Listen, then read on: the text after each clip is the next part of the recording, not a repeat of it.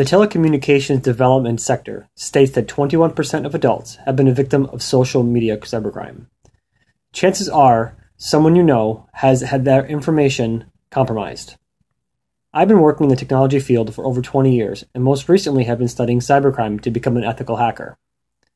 In my experience, I feel that a lot of cybercrime occurs because of the lack of knowledge from the end user and how to properly protect themselves online. Fortunately for you, there are some easy and simple steps you can take to help fending off would-be cybercriminals. Let's face it, we are at the apex of social media. It's all around us. Almost everyone we know has access to some sort of social media forum.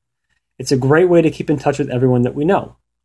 We all post our photos, our statuses, and our personal information so that it's there for everyone else to see. However, did you know that just by posting your full name, job, or your college, you are at risk for a cyber attack?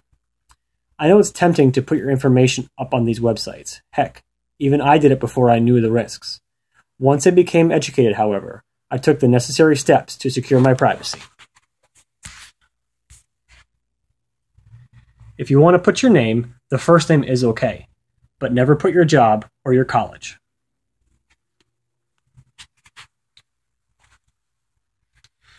One simple step you can take, even before posting any of this information, is to create a password that is at least 15 to 18 characters long. This password should be something that you can remember and don't need to write down. I hear a lot of people say to add special characters to your password to make it even more difficult to crack. This result is actually the opposite, however. By making it 15 to 18 characters with upper and lowercase numbers, you can greatly strengthen your online security. For example, the password Disney Vacation 2014 would take someone over 26,000 centuries to crack. On the other hand, the password with an exclamation mark at the end would take someone less than 1 day to crack. You'd be surprised how many people actually have a password that's password. This is just one of several security measures you can take to ensure your online safety.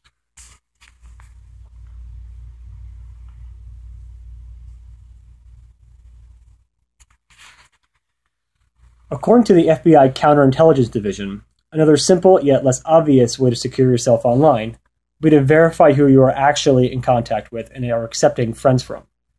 Identity theft is a big part of cybercrime, and it's easy to pose as someone else. The less information you post about yourself, the better.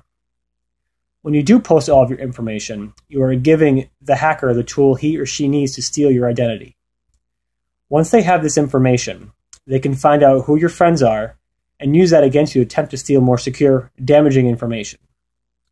One way to help prevent this theft would be to keep your security settings on high on all of your social networking sites as well as your internet browsers. This simple step will go a long way in protecting your identity.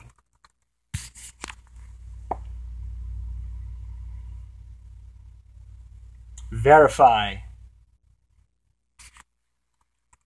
A simple phone call to your family or friends just to find out and make sure it's actually them who's asking for an invite.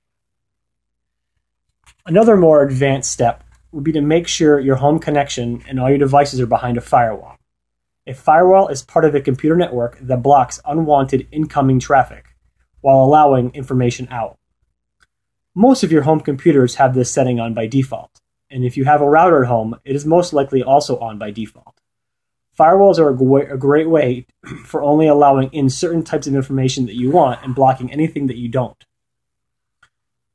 Not a computer whiz? Don't worry. You don't need to be. If you have any questions, you can usually call your local internet service provider, whether it be Time Warner, Comcast, Verizon, and if you have their modem or router, they will most likely help you through the process. This is the best line of defense to protect your home from cyber attacks. Your internet traffic comes in here to your router. Your firewall blocks it and only allows in certain data from your TV to your PC and to an Xbox, say. As you can see, there are many simple ways to protect yourself from cybercrime. I believe that at the end, the user has the power to protect themselves regardless of his or her technical skills or lack thereof.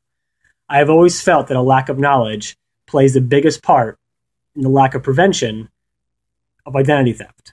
If you follow these basic steps that I have provided, you will be well on your way to secure your identity. Even a little resistance goes a long way in thwarting off would-be criminals.